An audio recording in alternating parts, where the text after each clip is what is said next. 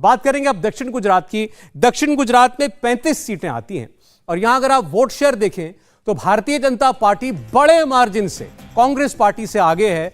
BJP को 52% vote दक्षिण गुजरात में मिल सकते हैं और कांग्रेस पार्टी को 35% वोट, यानी अंतर 17% का है। बहुत बड़ा गैप है कांग्रेस और बीजेपी के बीच में, जो हमारे सर्वे में निकल करके आया। आम आदमी पार्टी सौराष्ट्र की तरह यहां भी 9% वोट हासिल कर सकती है और अन्य को 4% वोट मिल सकता है। अब इसको सीटों में अगर तब्दील करें, जो भी मेथोडोलॉजी मेट्राइज के हमारे दोनों सहयोगियों ने अपनाई है यहां पर, तो बीजेपी को 27 सीटें, कांग्रेस को 7 सीटें और आम आदमी पार्टी को 1 सीट। तो ये इसको आप जोड़ लें अब ओवरऑल टैली के अंदर, तो आपको दिखाई देगा कि पिक्चर किस ओर जा रही है और बीजेपी एक बड़ी बढ़त की ओर बढ़ती दिखाई देती है। 27 सीट और बीजेपी को, कांग्रेस को 7 सीट, 20 सीट का गैप दक्षिण गुजरात में बीजेपी कांग्रेस के बीच हो सकता है। आम आदमी पार्टी अपनी तीसरी सीट निकाल सकती है दक्षिण गुजरात से। 2 सीटें सौराष्ट्र कच्छ में उनको मिलती हुई दिखाई दे रही थी। अन्य का यहां पर जनाधार किसी निर्दलीय का हो या और किसी दल का नहीं दिखता, लेकिन बीजेपी दक्षिण गुजरात में बहुत अंतर के साथ स्वीप करती हुई दिखाई दे रही है। तो यह बीजेपी की पकड़ दिखाती है दक्षिण गुजरात के अंदर। तो 3 क्षेत्रों की हम बात कर चुके हैं, सौराष्ट्र कच्छ एक, उसके बाद उत्तर गुजरात, उसके बाद दक्षिण गुजरात, और आप देख रहे हैं कि बीजेपी मजबूत दिखाई दे रही है तीनों ही इलाकों में। अरविंद केजरीवाल 3 सीटों पर बढ़त हासिल कर सकते हैं, ऐसा दिखाई देता है।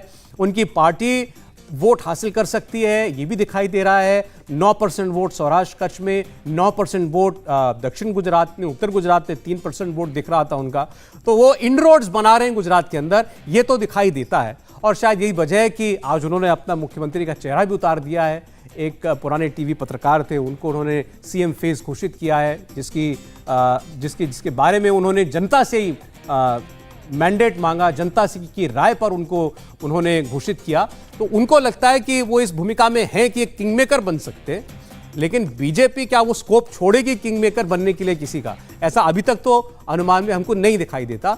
तो दक्षिण गुजरात की 35 सीटों का हाल इस वक्त जो है आपको यहां पर दिखाई दे रहा है। हर्षवर्धन जी, कोई भी ऐसी चीज जिससे आप सहमत ना हो? नहीं, मैं सहमत हूं और मैं हमेशा कह रहा हूं कि आम आदमी पार्टी सीट कहां से लेगी। मुझे तो ये लगता था कि दक्षिण गुजरात में सर्वे में कुछ सीटें दिखाई जाएंगी, क्योंकि सूरत इसमें मेरे ख्याल से सबसे बड़ा जिला तो वही है जिसको शामिल किया गया होगा।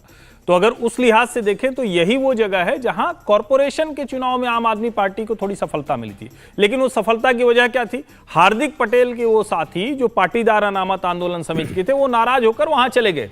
अब उनके पास वो एज भी नहीं है और मुझे लगता है कि ये जो सर्वे है ये पूरी तरह से जो सच के करीब है। इसमें एक जो सीट आम आदमी पार्टी को मिल रही है, ये कौन सी सीट है जो सर्वे में आपकी दिख रही है? ये थोड़ा सा मेरे लिए अभी तक 3 सीटें जा चुकी हैं, 3 सीटें जा चुकी है। हालांकि मैं मानता हूं उनको सीटें नहीं मिलने वाली, लेकिन मैं फिर से कह रहा हूं 0 से 3 है। आप 3 पे मत लीजिए, 0 से 3 है। आप जिस चीजों को ले रहे हैं कि नहीं 3 सीटें उनको आ रही हैं, तो आप सबसे हाईएस्ट को ले रहे हैं, लोएस्ट को नहीं ले रहे हैं। आपने भी तो देर में सीट बेल्ट बांधी है, लेकिन आपने पहले नहीं बताया ये बात। नहीं, वो इतना बड़ा नीचे वाला हाथ लगाया नहीं अभी। तो 0 से 3 है, इसमें 3 सीटें आती दिख रही हैं। ये ऐसा नहीं है कि 3 ही सीट आएगी। अच्छा, बस ये कंफर्म करना, ये मैक्सिमम है जी आम आदमी पार्टी के लिए जो आपका सर्वे दिखा रहा है। इससे आगे नहीं बढ़ सकती आम आदमी पार्टी। दूसरी बात सौरभ जी कर रहे हैं कि अभी पिछले जो उसमें बातें हो रही थी, रोहन जी और प्रेम शुक्ला जी ने जो कहा था कि गुजरात में नरेंद्र मोदी ने अपने को कैसे स्थापित किया और कांग्रेस किस तरह से बिखरते गई। 2017 का भी चुनाव यदि हम देखें तो लगभग कांग्रेस जीत के करीब पहुंच रही थी, लेकिन जिस माने सहारे से वो आगे बढ़ रही थी, यदि सही पूछिए तो वही उनका जो स्तंभ था, हार्दिक, जगनेश और क्या कहा जाता अल्पेश, ये तीनों लोग ही चुनाव हराने में काबिल थे। देखिए, अहमद पटेल ने काफी मेहनत किया था, जो अभी नहीं है। कांग्रेस को ये काफी वहां पे खल भी रहा है अहमद पटेल का नहीं होना, और ये सारे लोग मिलकर चुनाव ले गए और इनको लगा कि ये हम जो पाटीदार आंदोलनकारी हैं इनको लेकर आएंगे तो हम चुनाव में अच्छे प्रदर्शन करेंगे। लेकिन इन लोगों ने, जिसको सूरत में, अब मैं बता रहा हूं कि सूरत में आम आदमी पार्टी को मिलते हुए दिख रहा है, जो पाटीदार आंदोलन से जुड़कर चले गए हैं आम आदमी पार्टी के पास, यहां पे जो इन लोगों ने इतना बड़ा जुलूस निकाला तलवार भाले के साथ, ये सबसे ज्यादा नुकसान कांग्रेस को उस समय पहुंचाया था। और कम से कम मेरे हिसाब से यदि बड़ौदा तक का हम ले लें कि ये 10 सीटों के नुकसान इन लोगों ने झेला था कांग्रेस ने, और कांग्रेस के हाथ में उसमें चुनाव था ही नहीं, अहमद पटेल के हाथ से निकल चुका था, लोकल बॉडी जीते और ये सारे लोग हाईजैक कर चुके थे और वो चुनाव को संचालित कर रहे थे उस समय गुजरात के। और ये कारण सबसे बड़ा कारण था गुजरात में कांग्रेस को हराने के लिए। मेरा मानना है एंटी कम्बेंसी आज भी काम कर रहा है, सारे चीज कर रहा, लेकिन बीजेपी को एक अच्छे मार्जिन पे ले आने में आम आदमी पार्टी का जो वोट शेयर बढ़ रहा है वो कांग्रेस के लिए नुकसानदेह है। इस बात को हम लोग नहीं तो क्या कांग्रेस पार्टी अगर पीछे रह जा रही तो क्या केवल एक ही फैक्टर है, वो क्या अरविंद केजरीवाल आ गए? नहीं, एक फैक्टर नहीं है, बहुत सारे फैक्टर। मैंने क्या, अहमद पटेल भी याद आते होंगे। अभी वो तो चुनाव लड़ ही नहीं रहे कांग्रेस। 6 महीने पहले से आप देखेंगे कि हर चौराहे पे जो बीजेपी करती आती थी, बड़े बड़े एलईडी स्क्रीन लगाए हैं, उस पर बहुत सारे विज्ञापन दिखाए जा रहे हैं और उसके ऊपर कांग्रेस ने प्रचार करना शुरू कर दिया था। लेकिन ये जमीनी तौर पे अपने कार्यकर्ताओं को नहीं जोड़ पाए। बीजेपी वहां संगठन के हिसाब से, पार्टी के हिसाब से काफी मजबूत स्थिति में। अच्छा, ठीक है। संजीव श्रीवास्तव जी भी जुड़ रहे हैं हमारे साथ, वरिष्ठ पत्रकार है। संजीव जी, स्वागत है आपका।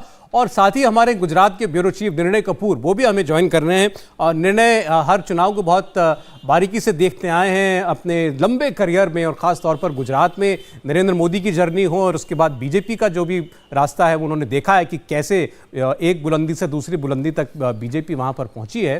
पहले संजीव जी आपके पास मैं आना चाहता हूँ। सर्वे इस ओर इशारा कर रहा है कि बीजेपी बढ़त की ओर है। हालांकि अभी सबसे बड़ा जो रीजन है सेंट्रल गुजरात का, जहां 61 सीटें हैं, उसके बारे में हमारे सर्वे के नतीजे अभी हमने नहीं खोले हैं, लेकिन फिर भी गैप दिख रहा है बीजेपी और कांग्रेस के बीच में। आपको कोई आश्चर्य है कि बीजेपी आगे दिखाई देती है आज के माहौल में 27 साल बाद राज करने के बाद भी?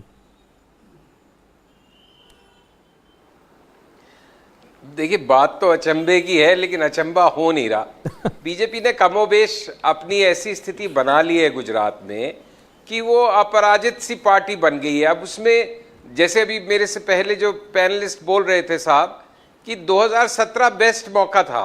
अब उसका विश्लेषण हम 5 साल पहले के चुनाव का कितना करें कितना नहीं करें, लेकिन वो सबसे सुनहरा मौका था 2000 या 1995 के बाद से, जब कांग्रेस बीजेपी को कहीं ना कहीं मजबूत टक्कर दे रही थी और शायद थोड़ा आगे निकलने की स्थिति में भी थी। लेकिन वो चुनाव उन्होंने आखिरी 10-15 दिन में स्वयं के इतने सेल्फ गोल किए, जिसका नेतृत्व मणिशंकर अय्यर ने किया, और भी कई कारण रहे। बहरहाल, अब की बार जो हो रहा है वो मैं आपके सर्वे से मोटा मोटा सहमत हूँ, क्योंकि देखिए बीजेपी वहाँ पे नहीं हार सकती। वो जो उसकी इलेक्शन मशीनरी है, जो उसका सिस्टम है, जो उसके पास साधन है, जो नरेंद्र मोदी का एक विराट व्यक्तित्व है पूरे देश में, गुजरात में उसको और आप गुणा कर लीजिए 2-4 से, तो मतलब वहां पे वो कैसे हारे। कांग्रेस के पास क्या है? कांग्रेस के पास एक मजबूत कार्यकर्ता का बेस है, एक मजबूत वोट का जनाधार है आपका। अभी भी जैसे आपने लास्ट दक्षिण गुजरात का बताया, तो 35% वोट शेयर कोई मजाक नहीं है। मतलब जो स्टेट्स ये जीतती हैं वहां पे इस बार 35% वोट शेयर लाने में लोहे के चने जमाने पड़ेंगे। यहाँ हारे हुए चुनाव में, जिसमें सब मान रहे हैं कि भाई वो निपटेगी कांग्रेस पार्टी, उसमें भी 35% पे टिके हुए हैं। आप पार्टी एक बड़ा कारण है, जो भी वोट लेगी कांग्रेस का लेगी। 70-75% कांग्रेस का वोट लेगी, हो सकता है थोड़ा बहुत बीजेपी का ले शहरी इलाकों में। पर कांग्रेस के पास चेहरा नहीं है, कोई रणनीतिकार नहीं है। अशोक गहलोत पिछली बार भी इंचार्ज थे, इस बार भी इंचार्ज हैं, लेकिन इस बार वो उस उत्साह से अभी तक नहीं दिखे। हो सकता है अगले 1 महीने में वो अपनी गियर को बदले। लेकिन अभी थोड़ी देर पहले हमारे साथ कांग्रेस पार्टी के प्रवक्ता थे, वो ये कह रहे थे कि एक बार राहुल गांधी को आने दीजिए गुजरात में, सारी हवा बदल जाएगी। चलिए, बिल्कुल। लेकिन मैं एक बात बस अंत में कहना चाहता हूं कि आपके जो संवाददाता हैं निर्णय कपूर, इनको मैं 2-3 दिन से सुन रहा हूं बड़े ध्यान से, जब आपके कार्यक्रम में शामिल हुआ। वैसे भी इनकी बहुत सटीक विश्लेषण है गुजरात का। इसलिए जैसे आपने मुझे लिया, मैं तो पहले निर्णय को सुन के शायद अपना मत थोड़ा और बना था, क्योंकि वो जमीन से जुड़ा हुआ पत्रकार लगता है और एक संतुलित बात करते हैं, समझ के करते हैं। उसका आकलन भी मुझे 2-3 दिन से ये लग रहा है कि भाई कांटे का कंटेस्ट है, मुकाबला है, लेकिन बीजेपी को हरा पाना गुजरात में क्या बात गले ही नहीं उतर पाती। बस अच्छा, चलें, ठीक है। आपने जैसा निर्णय के बारे में बताया, आपकी रीडिंग बिल्कुल सही है। निर्णय की जितनी पकड़ गुजरात की और नेशनल पॉलिटिक्स पर है, बहुत चुनिंदा लोग होंगे ऐसे। और उसके बाद दूसरी बात है, ख़ास तौर पर इलेक्शन में जो लोगों का मूड पढ़ने की जो आर्ट निर्णय कपूर के पास है, वो भी बिरलों के पास होती है। मैं निर्णय आपके पास जाना चाहता हूं, क्योंकि खुद संजीव जी कह रहे हैं कि आपका विश्लेषण बहुत सटीक होता है। तो ये बार बार उनका कहना कि भाई 27 साल हो गए, कभी तो लोग उबेंगे, कभी तो लोग जो हैं परिवर्तन चाहेंगे, लेकिन फिर भी ये बात गले नहीं उतरती कि बीजेपी गुजरात में हार सकती है। इसके पीछे क्या वजह है?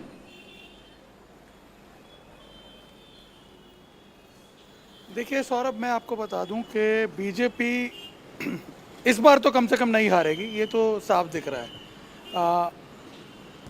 इसकी सबसे प्रमुख वजह ये है, एक तो कांग्रेस का गुजरात में कंप्लीटली निष्क्रिय हो जाना। कांग्रेस इस बार मुझे पूरी तरह, मतलब पिछली बार भी कांग्रेस के एफर्ट्स ने नहीं इतनी सीटें दिलवाई, परिस्थितियों ने इतनी सीटें दिलवाई थी, और इस बार कांग्रेस पूरी तरह निष्क्रिय दिख रही है। रादर मैं कहूँगा डिसओरिएंटेड दिख रही है। मैं आपको एक छोटा सा एग्जांपल देता हूँ। कांग्रेस का इस बार जो कैंपेन है वो क्या है? कांग्रेस नु काम बोले छे, मतलब कांग्रेस का काम बोलता है। अब आप सोचिए, आज की परिस्थितियों में 27 साल से जो लोग बीजेपी का राज देख रहे हैं, क्या वो इस तर्क को एक्सेप्ट कर पाएंगे? यहाँ जो विश्लेषक हैं वो ये चर्चा कर रहे हैं, यहाँ चुनावी सर्किट में ये चर्चा हो रही है कि कांग्रेस तो अगर ये कैंपेन लाना ही था तो 5 साल पहले लेके आती, जब हवा बनी हुई थी। ऐसे मौके पे यदि, देखिए टाइमिंग बहुत इंपॉर्टेंट होता है राजनीति में, अगर उस वक्त कांग्रेस ये कैंपेन लेके आई होती तो शायद उसे इसका फ़ायदा होता, 10-12 सीटें और बढ़ जाती और वो अपनी सत्ता भी ला सकती थी। दूसरी जो सबसे बड़ी वजह है वो ये मैं देख रहा हूँ, आम आदमी पार्टी जिस तरह से एक माहौल खड़ा कर रही है, वो अब मैं मानने लगा हूं कि सिर्फ सोशल मीडिया या सिर्फ बातों में नहीं है जी, कहीं ना कहीं ग्राउंड पे उसका इम्पैक्ट दिख रहा है। और सौरभ, मैं आपको बताऊं, मैं जहां भी गया हूं, आज मैं अभी सुबह थोड़ी देर पहले मांडवी में था। Mandvi is a tribal seat, एक ऐसी सीट है जो 1962 से लेकर अभी तक बीजेपी कभी जीती ही नहीं है। वो बाय डिफॉल्ट कांग्रेस जीतती आ रही है। मजे की बात यह है कि कांग्रेस के टिकट पर जीता हुआ आदमी अगर बीजेपी में आकर लड़ता है तो वो हार जाता है। मांडवी की तासीर ये है। लेकिन इस बार मैं देख रहा हूँ, इतने डीप ट्राइबल पॉकेट में भी आम आदमी की बातें कर रहे हैं लोग। आपको वोट अच्छा, निर्णय तो ये बताइए, आपने कहा कि अब आप ये मानने लगे हैं कि आम आदमी पार्टी सिर्फ सोशल मीडिया पे नहीं है, लेकिन कहीं ना कहीं गुजरात में कुछ असर है उसका।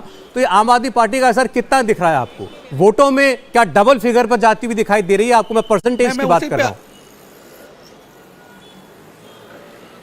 देखिए, मेरे हिसाब से आम आदमी पार्टी को 15% के आसपास वोट मिलता हुआ मुझे नज़र आ रहा है। और ये 15% वोट कांग्रेस के लिए इतना घातक होगा कि अभी हमारे सर्वे में क्या आ रहा है वो एक अपनी अलग कैलकुलेशन के हिसाब पे हो सकता है। लेकिन जो मैं देख पा रहा हूँ, मुझे ऐसा लग रहा है कि गांधीनगर म्यूनिसिपैलिटी के चुनाव जो हुए थे पिछले साल दिसंबर में, इस साल आप देखिएगा, इस साल दिसंबर में चुनाव विश्लेषक जब परिणाम आएंगे, उन्हीं गांधीनगर चुनाव के परिणामों की चर्चा कर रही होगी, जहां पे आपको बता दूं, गांधीनगर के फॉर्मेशन के बाद से कभी कांग्रेस नहीं आ रही थी। नरेंद्र मोदी के मुख्यमंत्री रहते हुए 2 बार म्यूनिसिपल कॉरपोरेशन का चुनाव कांग्रेस जीत चुकी है गांधीनगर में। लेकिन इस बार परिस्थिति ये निर्माण हुई कि 21% वोट आम आदमी पार्टी ले गई, 28% वोट कांग्रेस ले गई, बीजेपी 44% वोट के साथ, माफ कीजिएगा 41% वोट के साथ 44 में से 41 सीटें लेकर के गई है। और अब मुझे ये लग रहा है कि गुजरात में धीरे धीरे परिस्थिति जो है वो इसी तरफ जा रही है। और आज जिस तरह से ईसुदान गढ़वी का नाम डिक्लेयर कर दिया आम आदमी पार्टी ने, कहीं ना कहीं आप देखिएगा कि आम आदमी पार्टी के अंदर भी खींचतान शुरू हो जाएगी, जो कहीं उसे थोड़ा बहुत एडवांटेज। लेकिन आप ये बात मान रहे हैं कि आम आदमी पार्टी, आपने कहा 15% तक वोट ले जा सकती है और ये सारा का सारा नुकसान वो कांग्रेस पार्टी का करेगी। हर चीज बात से सहमत नहीं थे अभी तक। अभी भी आप ये मानते हैं कि आम आदमी पार्टी का कोई जनाधार नहीं है गुजरात में? नहीं, ये मैंने पहले भी नहीं कहा कि कोई जनाधार नहीं है, लेकिन जनाधार सीट की तरफ कब बढ़ता है? सीट की तरफ तब बढ़ेगा जब वो किसी कॉन्स्टिट्यूंसी में, और इसीलिए मैं अलग अलग बात कर रहा हूं, आप चाहे सौराष्ट्र की बात करें, उत्तर दक्षिण मध्य, अलग अलग जो जिले हैं उनकी बात करूं, तो कहां पर एक ऐसी सीट दिख रही है या 5 ऐसी सीट दिख रही हैं जहां पर आम आदमी पार्टी चुनाव जीत सकती है? मेरा ये मानना है कि आम आदमी पार्टी ने बहुत शानदार माहौल बनाया, बहुत अच्छा माहौल बनाया। जमीन पर जो लोग उसकी बात कर रहे हैं वो कौन है? वो नाराज लोग हैं। और मैं एक बात आपको बताऊं, सिर्फ देश में नहीं, गुजरात में भी मोदी विरोधी भी सबसे ज्यादा हैं। जैसे आप कहते हैं कि गुजराती गर्वी गुजरात है, गुजराती अस्मिता है, प्राइड ऑफ गुजरात है, तो वो सबसे ज्यादा है, तो सबसे ज्यादा विरोधी भी वही है। उनका एक हिस्सा आम आदमी पार्टी के साथ जाता हुआ दिख रहा है, और मेरा ये मानना है कि वो हिस्सा अभी इतना नहीं जाता हुआ दिख रहा है कि वो आम आदमी पार्टी को सीटें दिला दे। निश्चित तौर पर सीट ना भी मिले, लेकिन अगर 15% वोट जैसा निर्णय को लगता है कि मिल जाएगी। मैं कह रहा हूं, निर्णय जी हैं, मैं उनसे पूछूंगा, 1% से भी कम वोट थे 2017 में, क्या इतनी बड़ी छलांग आम आदमी पार्टी लगाती हुई दिख रही? मुझे 10% के ऊपर जाता हुआ मत नहीं दिख रहा है। निर्णय देखिए, मैं इसका एक कारण आपको बता देता हूं। एक्चुअली ग्राउंड पे हम ये देख पा रहे हैं कि कांग्रेस का वोट शिफ्ट हो रहा है। मैं आपको एक छोटा सा एग्जांपल देता हूं। मैंने अहमदाबाद के अंदर करीब 250 लोगों से पर्सनली बात की है, और उसमें से मुझे 51 लोगों ने ये कहा है कि हम आम आदमी पार्टी को वोट देंगे। और जब मैं दूसरा सवाल उनसे पूछता हूं तो कहते हैं पिछली बार कांग्रेस को वोट दिया था। एक व्यक्ति मुझे ऐसा नहीं मिल रहा है, मैं जहां भी बात करता हूं, कि बीजेपी का वोटर जो है वो आम आदमी पार्टी की तरफ जा रहा है। यानी आम आदमी पार्टी वोट ले रही है। कांग्रेस के प्रति जो हताशा है लोगों में, कांग्रेस के प्रति जो नाराजगी है लोगों में, कांग्रेस से बहुत डिसअपॉइंटेड है लोग। मैं कई जगह पे वोटर से ये सुन रहा हूं कि कांग्रेस के कैंडिडेट को जिता के क्या फायदा है जब उसे बीजेपी में चले जाना है। ये सेंटिमेंट, ये सब बातें जो कांग्रेस के बारे में एक परसेप्शन जो बन चुका है गुजरात के अंदर, लोग अब कांग्रेस को एक विकल्प के तौर पे देख ही नहीं रहे हैं। इसीलिए आम आदमी पार्टी की जब एंट्री हुई है तो कहीं ना कहीं आम आदमी पार्टी वो स्पेस खोजने में लगी हुई थी। पिछले 1.5 साल से, मैं आपको बता दूं, 1.5 साल से लगातार ग्राउंड पे काम कर रहे हैं। आज जिस कैंडिडेट को इन्होंने सीएम पद का उम्मीदवार घोषित किया है वो पिछले 18 महीनों से ग्राउंड पे लगा रहा है, और लोगों के बीच में जा करके सारी बातें अपनी रख रहे हैं। और जब उन्होंने ये घोषणाएं की अपनी फ्री की भी, तो उससे हमने देखा है कि जो गरीब वर्ग के लोग हैं, जो इकोनॉमिकली वीकर लोग हैं, वो कहीं ना कहीं उससे इन्फ्लुएंस होते हुए नजर आ रहे हैं। और ये लोग अब ऐसा समझ रहे हैं कि, और वो ज्यादातर हमने देखा है कि वो कांग्रेस का वोटर है, तो वो अब ये समझ रहे हैं कि इससे बेहतर है कि हम आम आदमी पार्टी को एक बार ऑप्शन देके देखें, शायद हमारा कुछ भला हो जाए। देखिए, ये तो किसी भी पार्टी के लिए बड़ी घातक बात है कि वोटर उसको एक विकल्प मानना ही बंद कर दे कि इनको वोट देके फायदा कुछ नहीं है, जबकि और वो कांग्रेस पार्टी जैसी पार्टी हो, सबसे पुरानी पार्टी हो, और गुजरात में ऐसी पार्टी हो जिसने पिछले चुनाव में इतनी कड़ी टक्कर बीजेपी को दी है। जल्दी से हम कुछ और सवाल जो वोटर से पूछे गुजरात में वो आपके सामने रख देते हैं, और उनके नतीजे भी। जैसा बार बार हमने पूछा, हिमाचल में भी सर्वे में आपने देखा कि वोट किसके नाम पर है आखिर। तो आप देखें, गुजरात की जब बात आती है तो कोई आश्चर्य नहीं है इसमें कि आधे से ज्यादा वोटर इस बात का ये बात कहते हैं कि ये वोट नरेंद्र मोदी के लिए है। 64% परसेंट लोगों ने जवाब ये हमें दिया कि वोट नरेंद्र मोदी के नाम पर है। गुजरात है तो नरेंद्र मोदी है, बिल्कुल क्लियर है, इसमें वोटर को कहीं कोई कंफ्यूजन नहीं है। 22% लोग जो कांग्रेस पार्टी को वोट देने वाले लोग हैं, उनका कहना है कि हम राहुल गांधी के लिए वोट करते हैं। 8% लोग ऐसे हैं जो अरविंद केजरीवाल को एक सेंट्रल फिगर मानते हैं और उनके वादों को देख करके वोट देते हैं। इस पे एक आप छोटा सा गणित अगर आप करें तो इससे जल करता हुआ दिखाई देता है। हमने अभी सौराष्ट्र, कच्छ, नॉर्थ गुजरात, दक्षिण गुजरात के आंकड़े आपको दिखाए हैं। एवरेज वोट जो है वो 7-8% के करीब है आम आदमी पार्टी का, तो वो आपको इसमें भी रिफ्लेक्ट होता हुआ दिखाई देता है। तो वो कहीं ना कहीं कंसिस्टेंसी है इस सर्वे की, कि वो जो सवालों में पूछा वही जो है वोट परसेंटेज में भी दिखाई दिया, वही रिफ्लेक्ट हो रहा है।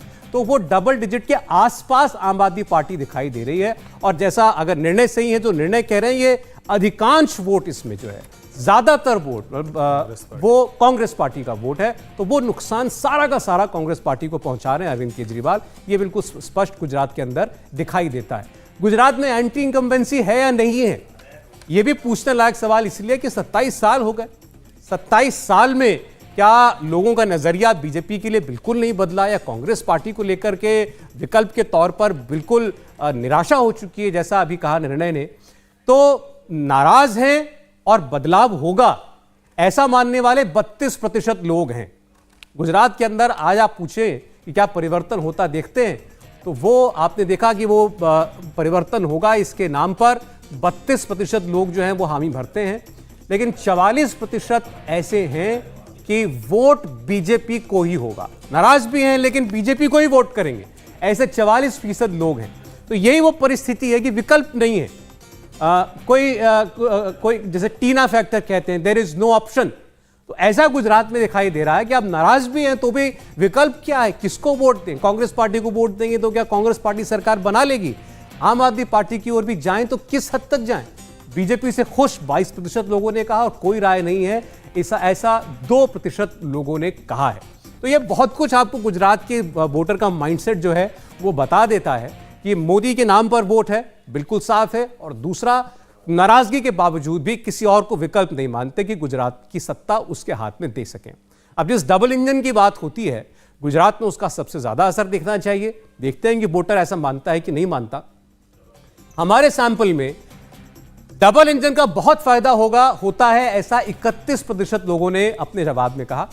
थोड़ा फायदा होता है 42%। इन दोनों को जोड़ दीजिए आप तो 73% लोगों को लगता है कि डबल इंजन वाली बात थ्योरी ये सही है, यानी इस राज्य में और केंद्र में एक ही पार्टी की सरकार होने के अपने लाभ हैं। और 24% लोग ऐसा नहीं मानते, 3% लोग की अपनी कोई इस पर राय रखते नहीं है। लेकिन आप इस सवाल को और पिछले सवाल को जोड़ करके देखें, बहुत कुछ आपको पता चल जाएगा हर्षवर्धन जी कि गुजरात में क्यों आखिर बीजेपी को हराना इस वक्त तक नामुमकिन सा दिखाई देता है। देखिए, एक बात मैं कहूंगा, जब कहते हैं ना anti incumbency, Bharatiya Janata party के साथ और उसके खिलाफ स्थायी प्रतिबद्धता और स्थायी विरोध है। वहां इस बात को समझना होगा। जब लोग कहते हैं कि एंटी इनकम्बेंसी खड़ी हो गई, क्या जो खड़े हैं वो मैं 2007 के चुनाव से लगातार देख रहा हूं, वो खड़े ही हैं बीजेपी के खिलाफ, और जो उसके साथ खड़े हैं वो उसके साथ में खड़े हैं। जो स्विंग वोट हुए, चाहे वो 2007 का जो बहुत कठिन चुनाव था नरेंद्र मोदी के लिए, जिसमें पूरी सूरत की जो लॉबी थी वो लग गई थी उनके खिलाफ, कांग्रेस पार्टी के साथ खड़े हो गए थे।